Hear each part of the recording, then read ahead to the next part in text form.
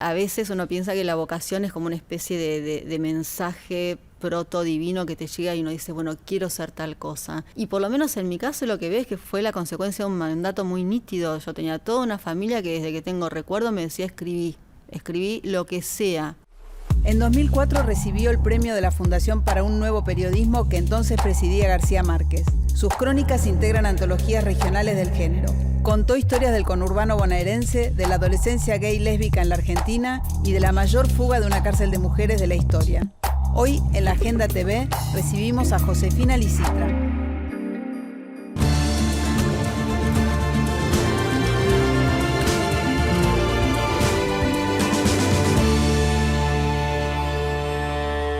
Nuestra invitada de hoy es la periodista Josefina Licitra, una referencia inevitable cuando hablamos de crónica latinoamericana contemporánea, guionista, editora, escritora que salió hace muy poco de un silencio traumático con un libro atrapante que se titula Crack y que ha sido presentado dentro de las categorías de crónica del yo, autobiografía, en la categoría más imprecisa de novela de no ficción. ¿Reconoces cualquiera de estas etiquetas para catalogarlo? Exacto, todas esas son válidas. Es parte de mi vida, articulada en torno a un evento en concreto, a una relación en concreto, que es la relación con mi padre. Y sí, está todo bajo el paraguas de la no ficción, es decir, que todo lo que aparece ahí podría pasar un chequeo de datos, de alguna manera. Como toda tu producción autoral. Sí, siempre hice no ficción, exacto. Pero nunca de un modo tan comprometido con tu propia historia como acá. ¿Podés presentar, aunque fuera brevemente, el episodio que da origen al libro? Sí. En 1978 mi padre, que era militante político, se exilió, se fue a vivir a España, mi madre y yo quedamos acá. Desde entonces la relación con mi padre fue principalmente epistolar. Yo escribía lo que hoy puedo decodificar como aguas fuertes, cotidianas, para tenerlo al tanto de cómo era mi vida en Buenos Aires. Pasaron las décadas dentro de ese modelo, que incluía también que nos viéramos cada tanto, una vez al año más o menos nosotros nos encontrábamos, hasta que en un momento, ya convertida yo en una mujer adulta, sin una razón que yo pueda identificar nítida, ni mucho menos, me fue dejando de hablar hasta que me dejó de hablar por completo. Necesitada de entender qué es lo que había pasado, escribí sobre eso. Es una lógica que tengo, que creo que tienen muchos escritores y muchas escritoras, que no encontramos demasiada explicación, pero es para poder pensar, necesitamos pasar por la escritura. En mi caso, escribir es publicar, no sé escribir sin publicar, nunca escribí sin publicar. Entonces publiqué una nota en la que trataba de desarrollar algunas de las hipótesis posibles que me llevaban a entender ese silencio de mi padre. Publiqué esa nota en una revista del extranjero, como con muchos recaudos para que no llegara a nadie de mi familia, pero llegó esa nota, esa crónica, era una crónica del yo, se llamaba Señor Licitra. Y una vez que se publicó la nota, y ahí sí hago como un salto, una elipsis, lo resumo un poco, mi padre me mandó un mensaje diciendo que yo no podía volver a escribir sobre él, ni en Argentina, ni en la China. El texto era más largo, decía que ese escrito mío había sido como un misil bajo la línea de flotación que había aniquilado lo poco que quedaba en pie de nuestra relación. Entonces, después de un mensaje tan demencial y lapidario, yo quedé bloqueada y no pude volver a escribir, ni sobre mi padre, ni sobre nada. Dejé de escribir crónica o cualquier otra cosa, me centré sí en el trabajo audiovisual, que es lo que me permitió vivir económicamente hablando, y también tener como alguna relación libidinal con la escritura, porque a mí yo tengo un deseo de escritura que creo que lo tienen todos los que escriben, pero bueno, en concreto no pude volver a escribir.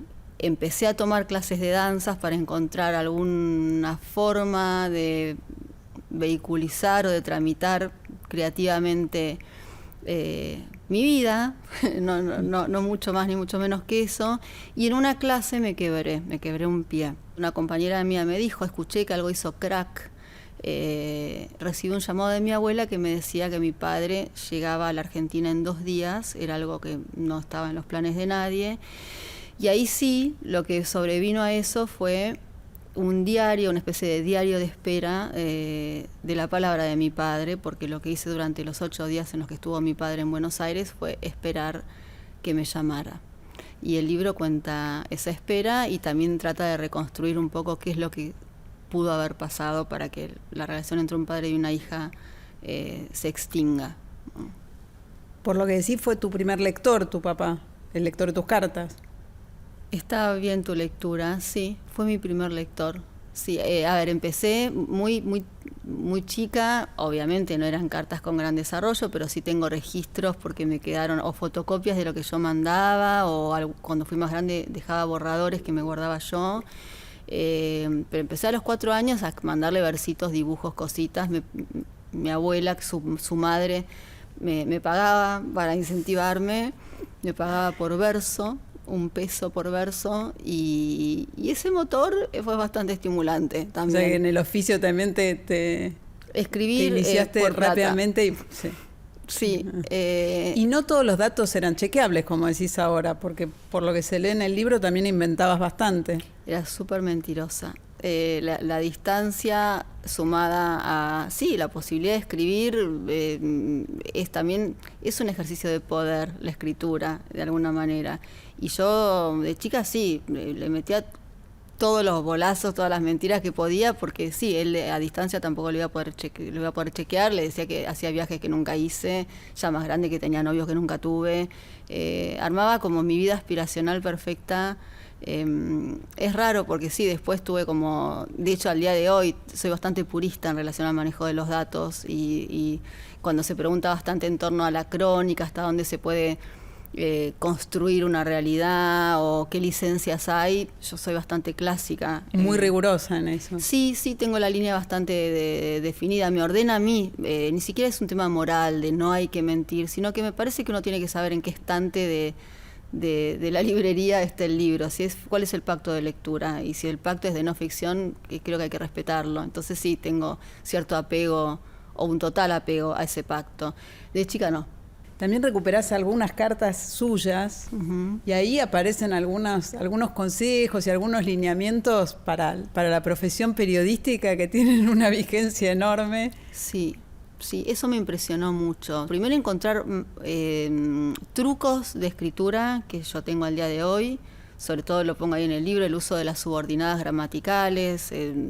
Bueno, no me voy a poner a explicar qué es una subordinada, pero es como un detalle que no todo el mundo usa en exceso como en algún momento usé yo, que tuve hasta un exceso con esas subordinadas que después traté como de empezar a corregir. Y lo que vi es que mi padre las usaba y en los mismos términos en los que las usaba yo. O sea, jerarquizando los incisos de acuerdo a la distancia que tenían con la frase principal. Exactamente. Y que pudiera distinguir eso sin ser él un hombre de letras, sino una persona, bueno, muy lectora, evidentemente con mucho consumo.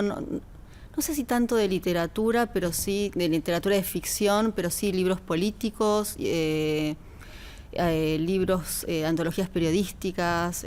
Siempre fue un gran consumidor de diarios. Y yo no me había dado cuenta de esa presencia a la hora de construirme como escritora y como periodista también, no solo como escritora. Y fue una presencia fuerte. Y sus cartas son impecables en términos gramaticales. Totalmente. ¿No? ¿Y suponés que hay un sustrato que apareció en tu formación, incluso sin ser demasiado consciente? Sospecho que sí.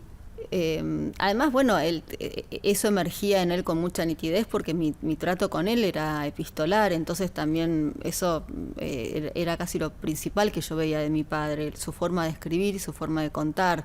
Después sí rescaté algunas cartas estando yo en España, donde iba todos los años a pasar mis vacaciones.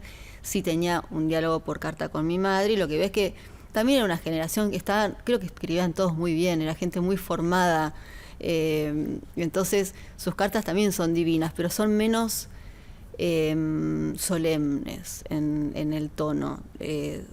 Tienen una narrativa más de lo doméstico, porque la relación con mi madre era profundamente doméstica, estábamos juntas todo el año. En cambio, mi padre tenía, además de sus formas gramaticales, una necesidad de hacer una transferencia de su abanico moral mucho más desesperada, porque al estar lejos yo creo que él sentía que tenía que bajarme su línea, porque era la manera que tenía de educarme a distancia. Quería estar presente y bueno, esa presencia se hacía evidente casi un poco con el dedo en alto. Hay que hacer esto, no hay que hacer lo otro, hay que ser solidario, tu idea de éxito es una idea del capitalismo. Bueno, él tenía, son cartas muy bien escritas con mucha bajada de línea, pero lo entiendo de haber sido muy difícil ejercer la paternidad a distancia. ¿Fue una manera de entenderlo también escribir este libro? Sí, de entender el vínculo, de entender qué le pasó, de tratar de ver cómo habrá sido para él crecer, digo yo. Claro, se fue muy joven. Y fue padre muy joven también. Y fue padre muy joven. Es toda una generación que tenía hijos muy jovencita. Entonces mi padre tenía 21 y mi madre 20 cuando me tuvieron.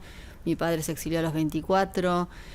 Cuando yo tengo 50, más pasa el tiempo y más chicos los veo mirando hacia atrás. Y me imagino que para él debe haber sido muy difícil, por supuesto. Así como para mi madre fue muy difícil criarme sola acá, porque se quedó completamente sola, para él debe haber sido desgarrador tenerme lejos. Y esa dimensión del dolor de mi padre sí la tuve trabajando en este libro. No me había acercado a ese sentimiento antes. También hay una reflexión sobre lo difícil y lo doloroso para tu madre de seguir acá, uh-huh, y después de atravesar los periodos más oscuros, de, digamos, convivir con esa especie de olvido al que quedan relegados los que se quedaron. A mí es algo que me interesaba trabajar en el libro, aunque fuera en un lugar más secundario.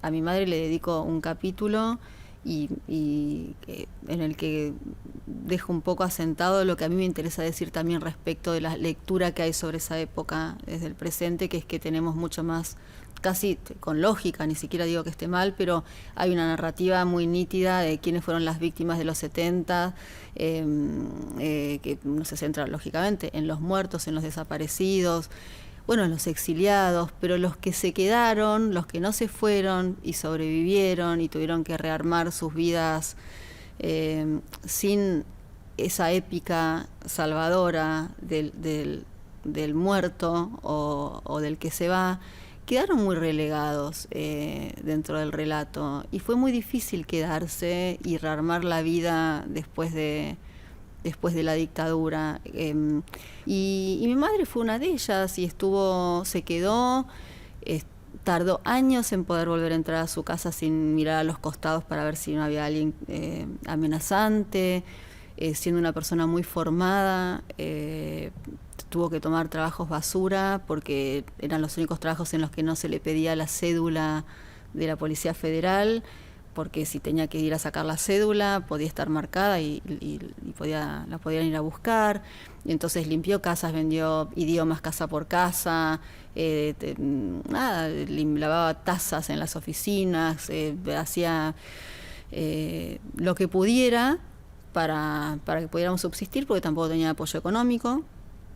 Y después, con mucho esfuerzo, entró a trabajar en un hospital público como psicóloga, estuvo 40 y pico de años ahí, y a veces es difícil porque yo he visto a mi madre dar su número de celular a sus pacientes que venían todos de la 1114, de la Villa del Bajo Flores, una mujer muy presente para toda esa comunidad de gente con problemas muy pesados, y a veces sí notaba... la veía teniendo que soportar que le dijeran con el dedo en alto cómo había que ser progresista, cuando mi madre ya tiene creencia. Mi madre, como tantas otras personas, lo sintetizo en ella porque es quien más conozco, pero hay algo de eso que yo necesitaba poner sobre la mesa, que hay más de una manera de brindarse al prójimo, y que creo que ya es momento como de complejizar un poco ese debate. Es interesante que decís como muchas otras personas, porque es precisamente también parte de lo que atrapa en el libro, que uno puede identificar experiencias propias o cercanas, ¿no? Totalmente. Eso me asombró igual, porque en principio el libro lo escribí porque sentía que había una historia, o sea, veía que tenía como un potencial literario, pero principalmente porque yo necesitaba dar algo por cerrado y poder romper cierto, como suena muy dramático y no es tan así, pero hay algo como un maleficio que había, que es que yo no podía seguir escribiendo, no podía escribir y necesitaba volver a escribir. Esa es la función para mí del libro. Ahora, una vez publicado el libro, sí me sorprendió muchísimo y me sigue sorprendiendo la cantidad de gente, mujeres, diría que al 100%, que están en situaciones parecidas. No de haber sido, de madres que estando embarazadas son dejadas, son abandonadas por el padre de la criatura, sino hijas que crecen con un padre y una madre y en algún momento el padre como que devuelve el paquete al mostrador y dice, no me interesa seguir con este producto. Hay algo como muy cosificante para mí en retirarte de la paternidad cuando tu hijo o tu hija ya creció, y eso estoy azorada por lo frecuente que es, porque yo no lo sabía. Así que creo que el libro conecta, no sé si emotivamente o genera empatía e identificación, esa es la palabra, mucho más de lo que yo me imaginé. Eso en un plano, y por otro lado hay un plano muy desarrollado también en el libro que tiene que ver con la escritura, digamos, con la reflexión sobre la escritura.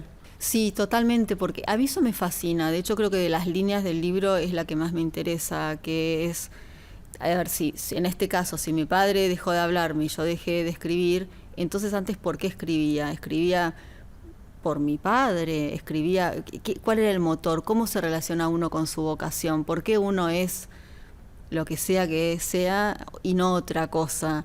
Y me di cuenta también de que a veces uno piensa que la vocación es como una especie de mensaje proto divino que te llega y uno dice, bueno, quiero ser tal cosa. Y por lo menos en mi caso lo que veo es que fue la consecuencia de un mandato muy nítido. Yo tenía toda una familia que desde que tengo recuerdo me decía escribí lo que sea, pero escribíle a tu papá, contale cómo te va en tu casa, qué amigas tenés, que si viste una película, si te gustó, si leíste tal libro, contale lo que sea, pero escribile. Me acuerdo de eso, no es que me acuerdo, leí en las cartas mismas de mi padre, escribime sobre lo que sea, pero escribí. Y eso en algún lado de la cabeza evidentemente queda, y entonces después lo que uno dice, bueno, decidí ser periodista, decidí escribir, me gusta escribir. No viene de la nada, y cada uno, si por alguna razón hiciera el carbono 14 de su vocación, sea cual sea, puede ser arquitecto, pero a veces está muy vinculado a un mandato familiar, eso que uno cree que es puro deseo creativo, y eso me sorprendió bastante. Tenés un hijo estudiando arquitectura. Sí, doy ese ejemplo, pero nadie le dijo que sea arquitecto, pero buscando no sé, igual esto también existen las casualidades, sobre todo eso, pero mi padre estudió arquitectura los primeros 2 años, después se pasó a historia, y dije que lo que son las vueltas de la vida, no puedo decir más que eso porque no hubo un mandato en ningún lado, pero me sorprende a veces las coincidencias. Sí, mi hijo estudia arquitectura.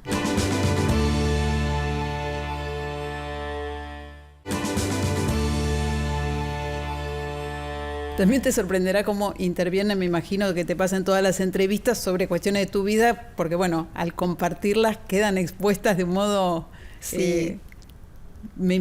Supongo, difícil de gestionar también para vos, ¿no? Hay dos cosas, que es que por un lado el libro está muy calibrado y yo ahí elijo bien de qué manera decir lo que digo, hasta dónde contar, porque por supuesto hay cosas que quedan afuera, porque si uno se pone a escarbar en los conflictos familiares, y sospecho que le puede pasar a todo el mundo, es una carrera medio, no voy a decir que infinita, pero es una carrera amplia. El libro es un recorte, y siempre en las entrevistas yo no controlo lo que digo, porque me parece que también estos intercambios, si no son de una manera generosa, mejor no hacerlos, pero claro, es una segunda exposición que hay que saber manejar. Yo no tengo training hablando de mi vida en público, otra gente está como mucho más curtida. Por otro lado, por supuesto, es lo menos que se puede esperar porque conté mi vida en un libro, entonces tampoco voy a hacerme la ofuscada, pero Es raro, es simplemente eso. Y creo una especie de disección. Sí, que cuando uno escribe siempre hay que tener en cuenta que después hay que salir a hablar sobre lo que uno escribe. Es como una escritura en 2 etapas. Es la escritura que queda y la que se arma después, y que queda también muy en manos de la sensibilidad de quien pregunta, y son experiencias desparejas. Entonces es eso, pero si el libro está bueno, lo que más quiero es que se amplifique, y para que se amplifique están las entrevistas, pero claro que es raro hablar de tu vida, sí. Decías, en principio también pensás en publicarlo porque es una buena historia. Sí. Saliendo de este libro en particular, que es una historia extraordinaria realmente, ¿qué es una buena historia como cronista para vos? Creo que es una historia con un conflicto claro y con buenos personajes y con estructura. Creo básicamente eso. Si hay un conflicto, que es lo que mueve cualquier historia, es el problema, el conflicto, la posibilidad de que se resuelva, en qué términos se va a resolver, qué tiene que intervenir para que ese conflicto se destrabe, cuántos muertos arrastra, no literalmente, sino como con cuánto problema arrastra ese conflicto, y cómo el pH de ese problema puede cambiar y convertirse en algo más tranquilizador. Todo ese movimiento a mí me interesa en un texto. La estructura del material también me parece que hace a que la historia sea buena, que es como uno administra todo eso que hay. Todo está junto, y lo que uno hace al crear una estructura es, bueno, ordenarlo y hacerlo modular para ver qué es lo que va primero, qué va después, si hace falta volver atrás, en el relato para recuperar algo, cómo termina, si hay un punto de giro más llegando al final. Las estructuras son clave para que una historia funcione, que a veces creo que yo lo aprendí mucho en el audiovisual con eso, ni siquiera lo tenía tan en claro hasta que empecé a escribir guiones, y creo que eso es algo muy aplicable a los libros. Y creo que tiene que haber eso, una estructura para que todo lo que hay esté presentado de una manera que sostenga cierto interés. Y después personajes, que a veces la diferencia entre un libro como más catártico, más cargado como un tono de diatriba, más de run run interno, también esto es gusto del helado, hay gente a la que le gusta, ¿no? Hablo de un gusto personal, y solo eso. A mí ese tipo de textos se me hacen muy planos y los abandono tal vez. En cambio, si hay personajes identificables, bueno, como en las películas en un punto, un perfil de personaje nítido, de modo que uno de alguna manera lo pueda ver, se lo pueda imaginar, pueda creer en su existencia, aunque no esté esa persona parada al lado de uno. Bueno, todo eso para mí hace que una historia funcione. ¿Y te ha pasado con frecuencia seguir pistas falsas de buenas historias que resultan no serlo? Hay un caso en concreto que es bastante elocuente. Cuando yo publiqué, creo que no sé si en 2008 o 2011, no me acuerdo, un libro llamado Los Otros. Es un libro que cuenta una historia que sucede en el conurbano. En su momento me había contactado la editorial, que ahora es Penguin, para decirme: queremos escribir un libro sobre el conurbano. A mí había algo de la textura del conurbano que me resultaba interesante, que tenía ganas de recuperar, porque había publicado una crónica, Pollita en Fuga, con la que había ganado un premio, me había gustado. Claro, también el premio de la Fundación para el Nuevo Periodismo en época de García Márquez. Exacto, sí, me lo había entregado Gabriel García Márquez, fue una experiencia muy linda. Después publiqué otro libro sobre el mundo gay lésbico, cómo es ser adolescente y gay, cómo era, por lo menos antes del matrimonio igualitario, que fue un libro precioso que me gustó mucho hacer, pero era como otro tono, otro estilo, era más pop, por decirlo de alguna manera. Y yo quería volver a algo más áspero. Me ofrecen esto del conurbano, y dije, bueno, sin pensarlo mucho, dije sí, firmé un contrato, y después dije, ¿y ahora qué hago? ¿Cómo cuento? El conurbano es gigante, es más grande que Uruguay. ¿Qué de todo el conurbano voy a contar? ¿Dónde encuentro algo que sea sintomático de lo que es como la hechura del conurbano? Hasta encontrar la historia no escribí, pero sí investigué 4 o 5 historias que tiré al tacho. Fui a cada una de ellas más de una vez hasta que llegué a la historia que me interesaba contar. En otro caso también iba a ser un libro, si no me acuerdo mal, creo que era sobre Susana Trimarco, que fue como una de las cabezas de lucha en contra de la principal, contra la trata de mujeres en Tucumán, madre Marita Verón.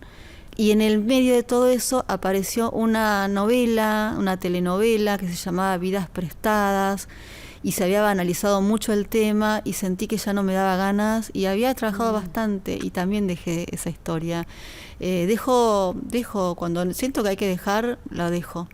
A propósito de esto que decís, también un factor es el hecho de que una historia haya sido o no explorada. Por ejemplo, con 38 estrellas, el interés supongo que se potencia por el hecho de que no era una historia contada. Totalmente, era lo que más me interesaba. No era lo que...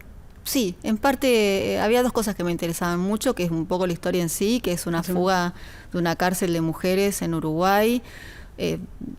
38 tupamaras en 1971 vaciaron un pabellón y se fugaron. Me parecía alucinante. Cualquier historia carcelaria de fuga ya me gusta porque tiene una trama policial que es hermosa. Y lo otro, que ahí ya me generaba un compromiso íntimo, social e ineludible realmente, que es que toda esa fuga grandilocuente había quedado totalmente en el olvido y no podía creer que hubiera quedado en el olvido. Y de hecho me enteré de esa fuga entrevistando a Lucía Topolansky, la compañera o la hoy viuda de Pepe Mujica, que lo dijo muy al pasar, hablando de otra cosa.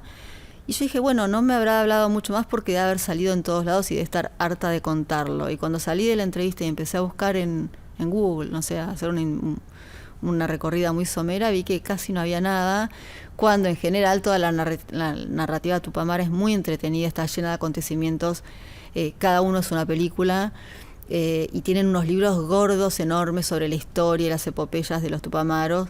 Y dentro de esos libros gigantes no había más que a veces 2 carillas dedicadas a esto, y ahí me resultó seductor e irritante que no hubiera nada. Entonces esa ambivalencia, porque ya estás deseando que no haya nada para poder, bueno, claro, para poder entrar ahí.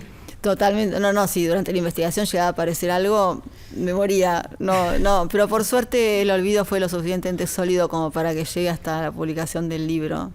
Mencionaste varias veces lo audiovisual en referencia como esta posibilidad de contrabandear técnicas y procedimientos, y también aparece lo audiovisual en el libro cuando hablas de las idas al cine con tu nono.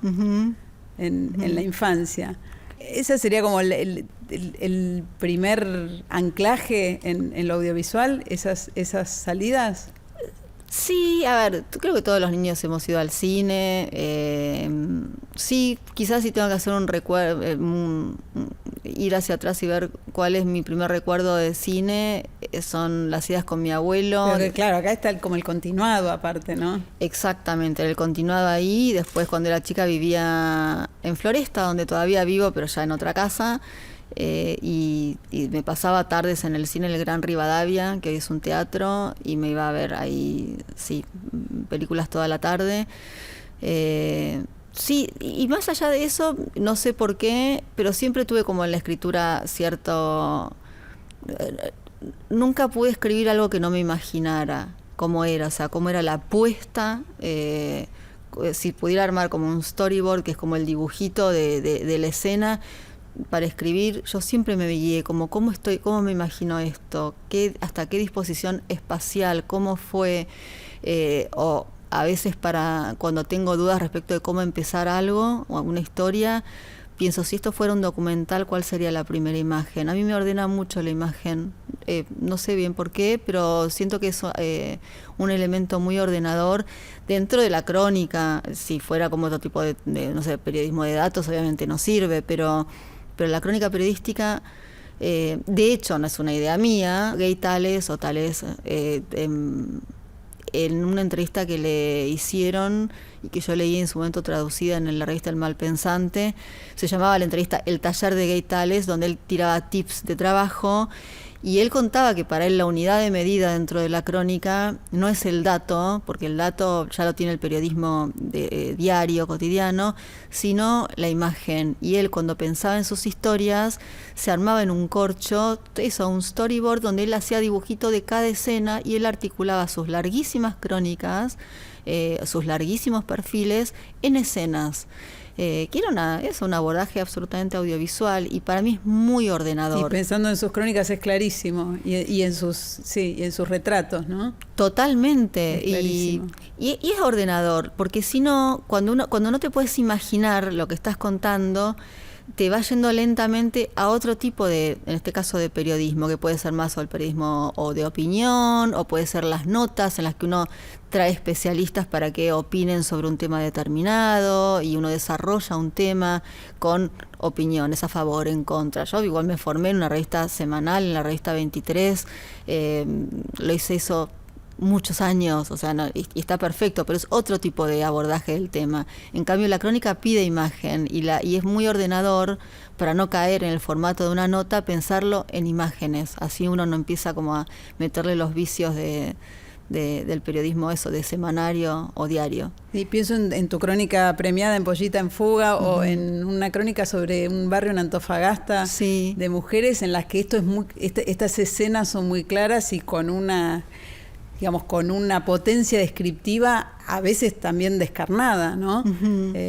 También sucede en el libro y con personajes más próximos.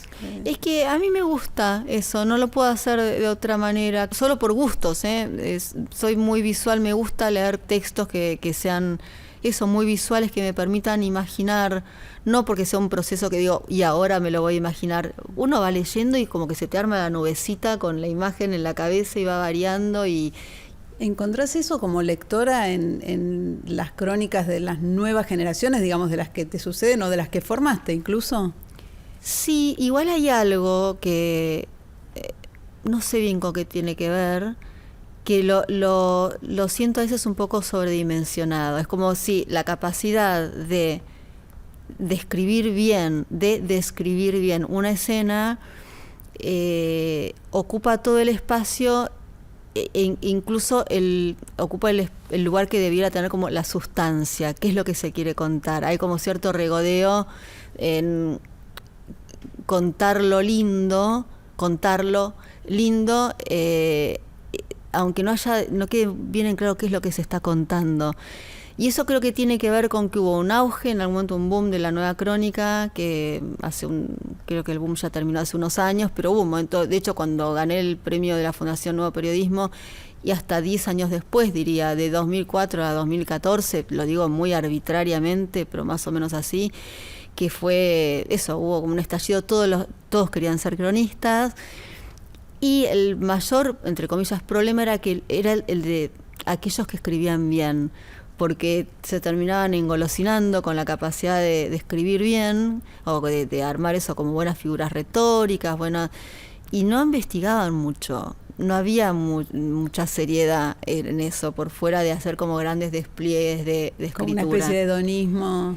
Sí, exacto, un hedonismo de escritor sentado, que no se mueve, ¿no? Entonces me parece periodismo que de escritorio. Sí, gente que suplía la investigación con la capacidad para contar bien lo poco que había hecho. Entonces eso creo que también desgastó un poco el género. Totalmente, y sin embargo, a pesar de esa fatiga, hay como una inercia en la generación que siguió, ¿decís? Hay un deseo de volver a... No sé bien qué es lo que lo mueve, porque claramente es un momento muy difícil para la crónica en términos de vivir de eso, de tener espacios de publicación, hay muy pocas revistas, las nuevas tecnologías ganaron mucho aparte de ese terreno, hay formatos más híbridos para contar que son muy interesantes, y la crónica quedó relegada a los libros, que me parece espectacular, creo que es un muy buen lugar, pero antes estaban los libros y había un abanico de revistas que te daban tiempo de trabajo, pagaban bastante bien por ese tiempo de trabajo, y ahí eso me parece que mucho no está. Entonces a veces me pregunto, los que hacen, es una de las razones por las que no doy talleres, que es que no quiero dar herramientas para hacer algo que después no sé dónde lo van a publicar. Me pasó en los últimos años de taller que di, que terminaban con textos que decían, bueno, ¿y ahora dónde podemos llevarlos? Y era muy incómodo responder, no sé. Y hay muy pocos lugares donde se pueda, o los puedes poner, los puedes publicar, pero no esperes que te paguen algo que te sirva demasiado o que te incentive para seguir haciéndolo. Es un momento raro para el periodismo en general, la crónica también, y siento más que hay que empezar a buscar modos híbridos de producir contenido, porque la gente quizás consume, vamos a decir, manejando en la calle con los auriculares, quizás es más una historia hablada o están más con, no sé bien cuál es el formato que más se puede acercar al deseo de alguien que quiere ser cronista.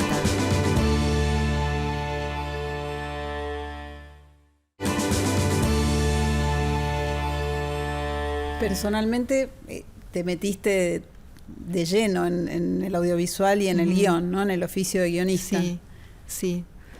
¿Cómo arrancaste ahí? Empecé con 38 estrellas, me vendí los derechos para hacer una serie y la condición que puse para venderlos es que me dejaran hacer el guión, escribir el guión. Y yo no sabía escribir guiones, cosa que no dije en ese momento, pero aceptaron y ahí, para aprender, tomé un trabajo que es el de dialoguista en una tira diaria que era Argentina, Tierra de Amor y Venganza, una tira a la que le fue muy bien, de época, que los autores estaba escrita por Leo Calderone y Carolina Aguirre. Quizás la última ficción así de televisión abierta que tuvo mucho éxito. Sí, le fue súper bien. Y bueno, hay como estructuras dentro de lo que es el armado de una tira y dentro de lo que es un equipo de escritura. Los autores son los que piensan qué va a pasar en cada uno de los episodios, cuáles van a ser los conflictos, cuáles van a ser las escenas, qué va a pasar en cada escena.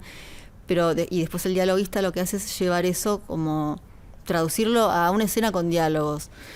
Es como el último escalafón en el audiovisual, son lo más bajo de lo más bajo de lo más bajo. Y estuve un año haciendo eso, que era raro porque en paralelo capaz que tenía que viajar para dar una charla. Recuerdo estar en Medellín dando una charla como divina y después todos salen a beber, comer y pasarla bien, que es lo que haces cuando no estás dando la charla, y yo me tenía que encerrar en el hotel a 6 horas por día, diálogo. Una cosa esclavizante totalmente. Esclavizante totalmente, pero aprendí un montón. Y después de eso ya empecé a tener trabajos como autora y después pasé a trabajar en la productora de Armando Bo. Y 38 estrellas... 38 estrellas está escrita como serie, pero después hubo un pase de manos entre productoras y ahora la tiene otra productora y se decidió que íbamos a hacer una película. Está bastante avanzada y la escribí como película. Así que escribí la película, pero hay 8 episodios de serie que están en un cajón y que probablemente queden ahí para siempre. Y ahí el imperativo de dato comprobable cambia, me imagino, digamos, sí, comparando el libro, que es un libro periodístico, con, bueno, en principio la serie y finalmente la película. Sí, todo lo que es la leyenda basado en hechos reales que tiene el audiovisual es una licencia gigante en la que se puede hacer cualquier cosa y hay que ser muy delicado. Por suerte, como tengo una procedencia, un origen periodístico, soy bastante lo más cuidadosa que puedo. Pero el audiovisual tiene sus reglas, entonces lo que muchas veces se hace es construir personajes a partir de rasgos. Son procedimientos de ficción, son ficciones basadas en un hecho real. Y estamos viendo ahora cómo salvar ese tema en 38 estrellas, porque es una historia que tiene nombres identificables, sin ir más lejos el de Lucia Topolansky, y yo ahí no estoy dispuesta a tocar nada de esa biografía, pero sí quizás hacer un personaje ficticio que articule con los personajes reales, eso es una posibilidad. Que sí soy lo más cuidadosa que puedo, porque bueno, ahí también entras como parte de una estructura enorme en la que las decisiones son limitadas. Por supuesto, las decisiones están tomadas, a ver, en un guión, sobre un guión opina mucha gente. La productora, y no lo digo en malos términos porque muchas de las opiniones, como gente que vive, que es muy creativa también y son otras miradas, a veces enriquecen mucho el material.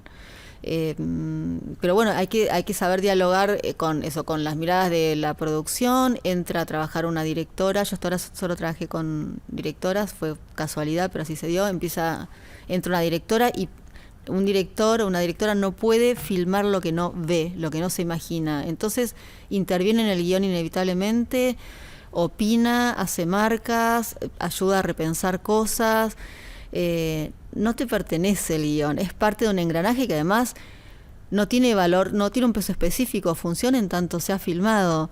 Entonces es una parte nada más. Yo lo sigo trabajando como si fuera a ser publicado en un libro, es una pavada que tengo, pero le pongo una energía y capaz que hacemos, no sé, infinitas versiones a veces o de una película o de un episodio, cosa que le pasa a cualquier persona que escriba guiones.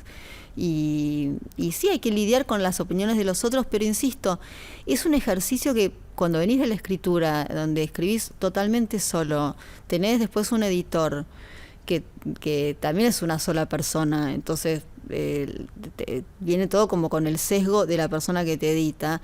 Es raro y no es malo que tu trabajo pase por la mirada de muchas personas. Es un ejercicio interesante. Y ni hablar del cachetazo al ego que te da, porque no puedes tener ego ahí, porque hay mucha gente opinando y de modo totalmente descarnado dicen, esto funciona, esto no funciona, esto sí, esto no.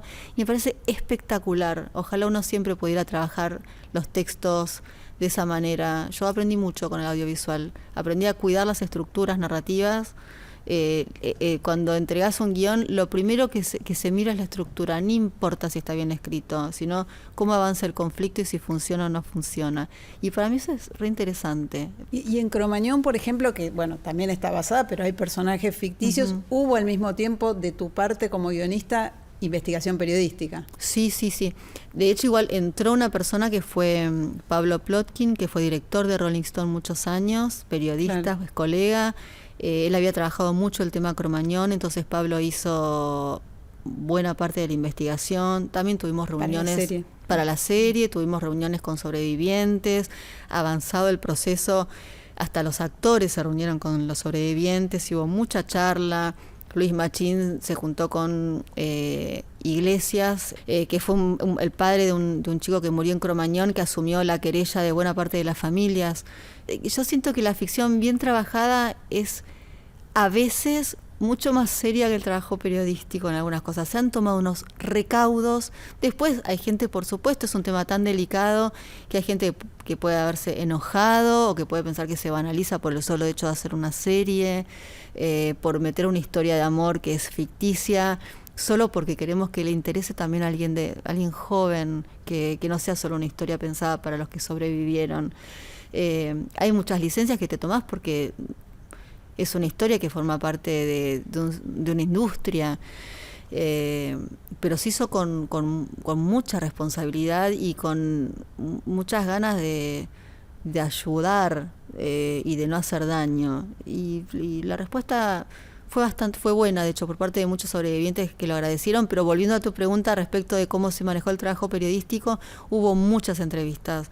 Todos los rasgos de los personajes tienen que ver con algo que sacamos de algún entrevistado. Sí. Hay también material literario en la producción, en la escritura del libro, que se organizó a partir de esta experiencia que tenés en el guión y que no tenías hasta tu libro anterior. A ver, sí, bueno, sin ir más lejos, la estructura del libro creo que... Digo, este es tu primer libro escrito siendo guionista. Sí. Ya. Bueno, es verdad que hay algo que tiene que ver con la estructura, que es que yo había tomado notas, todos estos años estuve tomando notas de modo aislado, o me grababa notas con el chat conmigo misma que todos tenemos en nuestro celular, tenía una libreta, como notas sueltas, y lo que sentí es que había como mucho material, mucho riesgo de catarsis, que es algo que no queremos, no porque esté mal, sino porque no funciona ese tono como que mete ruido en el texto. La catarsis no deja de ser un exceso, y cualquier exceso en el texto me parece que te pone en problemas. Y necesitaba una estructura y la certeza de que, si bien siempre fui cuidadosa con las estructuras, siempre, ahora que lo pienso, la picardía para ver cómo manejar la estructura de este libro creo que la tomé más del audiovisual. No la pude inventar por otro lado, tuve que esperar a que la vida me trajera la posibilidad de una estructura, que es lo que me pasó cuando el día que me quebré. Lo digo, por supuesto, con ironía, pero afortunadamente el mismo día me quebré y me avisaron que llegaba mi padre y dije, bueno, sea algo bueno de todo esto, que por lo menos quizás tengo la estructura del libro. La onomatopeya se convertía en polisémica, digamos. Exactamente. Dije, bueno, bienvenida, que me rompí. Hubo 2 cracks ahí. Sí, sí. Igual el título tardó en salir, no me di cuenta en ese momento, pero dije, bueno, acá hay algo, hay una ventana de tiempo. Las ventanas de tiempo son muy organizadoras de un relato. Dije, bueno, tengo 8 días, bueno, acá tengo algo. Y hay también, curiosamente, una amiga documentalista. Sí, Lorena Muñoz. Lorena Muñoz, que aparece ahí. Sí. Quizás veamos el documental veremos, de Josefina Licitra en algún momento. Sí, hay que esperar a que el tiempo haga su trabajo y las cosas decanten, pero sí, quién sabe del futuro. Mientras tanto, te invito, si es posible, a leer un fragmento del libro. Por supuesto. Para despedirnos. A ver. Bueno. Hay, al menos para mí, 2 formas de pensar la relación entre el amor y la responsabilidad social. La primera está hecha de preguntas y resentimiento. ¿Por qué mis padres guardaban armas bajo mi cama? ¿Por qué me expusieron a ser robada y criada por una pareja de monstruos? ¿1 millón de niños del mundo vale más que un niño del mundo? ¿Mi vida fue ponderada en términos estadísticos? Después, de cara a mi propio hijo y a mis muchas falencias como madre, aparece otra manera, quizás más ecuánime, de pensar el lazo familiar, y consiste en preguntar por qué se le pide a la militancia un pergamino moral que nadie tiene. ¿O acaso cuando elegí tener un hijo lo hice por razones más altruistas que las de mis padres conmigo? La vida normal que le doy a mi hijo lo libera del pánico y el estremecimiento que habrá de sentir cada vez que tenga la certeza orgánica, estomacal, de que la vida es finita y que él va, como todos, a morir. Traer hijos al mundo es moralmente cuestionable. No importa cuándo le hace esto, dirían los jóvenes. Lo central es que tenemos hijos por vanidad y desesperación, porque estamos sobre una cinta transportadora que no para y que termina ya sabemos dónde, y porque creemos que un hijo va a perpetuar nuestros genes hacia el futuro, cosa de la que, incluso si sirviera para algo, no podremos hacer disfrute alguno. Así todo, a los 30 años yo también tuve un deseo de maternidad. No hablo de la construcción social, sino de la intimidad del cuerpo buscando ecualizar la vida, procurando que, a medida que mengo el material genético, haya otro similar ganando espacio. Nosotros nos extinguimos y nuestros hijos florecen. Todo lo demás, las causas, los errores, el amor, el riesgo, las armas bajo la cama, es lenguaje. Muchas gracias, Josefina. A vos.